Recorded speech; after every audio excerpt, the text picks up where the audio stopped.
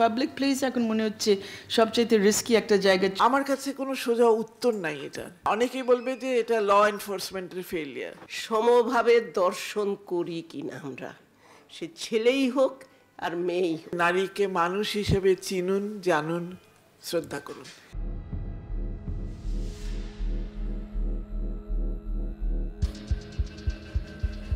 ঘরে কিংবা বাহিরে নারীকে তার অধিকারের জন্য লড়াই করতে হচ্ছে বহু বছর ধরে। এই সংগ্রামে নারীর অর্জনও রয়েছে, তবে তা টিকিয়ে রাখতে সমাজের প্রতিটি ক্ষেত্রে সবার আগে নিরাপত্তা নিশ্চিত করা জরুরি। 25 ফেব্রুয়ারি প্রথম আলো আয়োজিত গোল টেবিল বৈঠকে এসব বিষয় উঠে এসেছে। 8 মার্চ আন্তর্জাতিক নারী দিবসকে সামনে রেখে নারীর লড়াই, নিরাপত্তা, নেতৃত্ব ও সমাজের বাধা শীর্ষক এই গোল টেবিল বৈঠকের আয়োজন করা হয় কারওয়ান বাজারে প্রথম আলো কার্যালয়ে। বৈঠকে অংশ নেওয়া নারীরা ধর্ষণ সহ নারী নির্যাতন বন্ধে ও নারী নেতৃত্ব বিকাশে পুরুষতান্ত্রিক দৃষ্টিভঙ্গি বদলানো ও সাংস্কৃতিক জাগরণ সৃষ্টির ওপর জোর দিয়েছেন।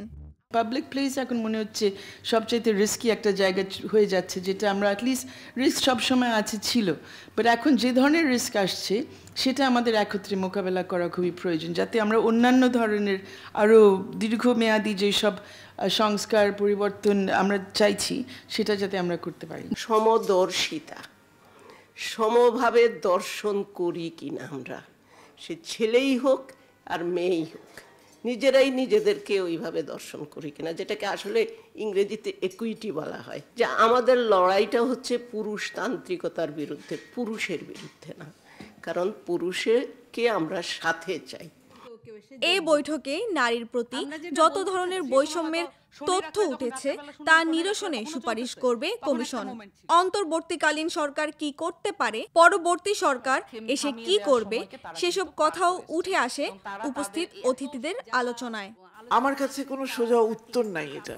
এটা কেন, এটা মানে অনেকেই বলবে যে এটা ল এনফোর্সমেন্টের ফেলিয়ার, কিন্তু আমরা জানি নারীর প্রতি যে সহিংসতা হয়ে থাকে মানে সারা বছর, প্রতিটা দিন, প্রতিটা স্তরে, প্রতিটা ক্ষেত্রে, সেটা কিন্তু ল এনফোর্সমেন্টের সাথে কোনো সংযোগ নাই। এটার সাথে যে সংযোগ, সেটা নারীকে আমরা কি চোখে দেখি। আমাদের একটা স্লোগান ছিল নারী পক্ষের, যে নারীকে মানুষ হিসেবে চিনুন, জানুন, শ্রদ্ধা করুন। এইটুকু আমরা এখন পর্যন্ত 53 বছরে করতে পারি নাই। এটা একটা ব্যর্থতা। নারীর ব্যক্তিগত অধিকার সুরক্ষণের জন্য তার পরিবারে, তার সম্পত্তিতে, তার অভিভাবকত্বে, সব জায়গায় তার আইন সমতাপূর্ণ আইন দরকার।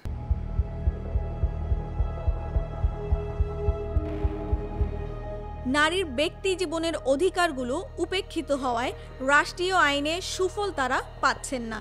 মূলধারার রাজনীতিতে নারী ও জেন্ডার বিষয়কে যুক্ত করতে হবে।